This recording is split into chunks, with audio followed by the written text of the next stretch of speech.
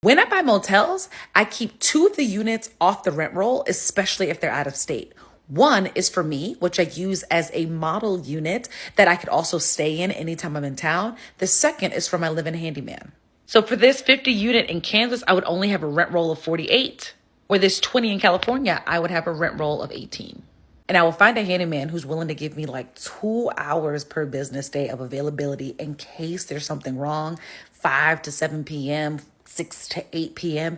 And if nobody schedules a work order, fix yourself dinner. Be home. You live here for free. I forgot to say they live there for free.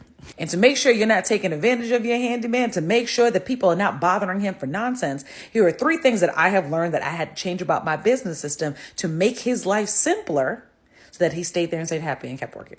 Number 1, you have got to have a signed designated parking, preferably with the double bars. And if you have enough space, make them all handicap accessible. That way they are labeled, they're assigned, no one is complaining to him.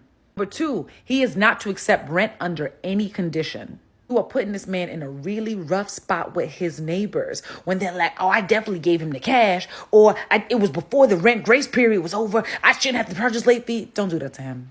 Either have your tenant send a money order in the mail or use Rent Ready. It's what I use to process my payments online. That way he is not involved. He says, use the app. Don't give it to me.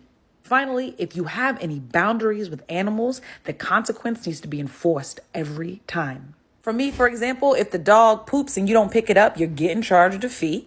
And that fee is going to the handyman because now he has to pick up poop and that wasn't in his job description. Or if your dog bites someone, it's a one-time thing. Your dog's got to go. By doing my renovations early and minimizing tenant complaints, having a live-in handyman or a super has been fantastic.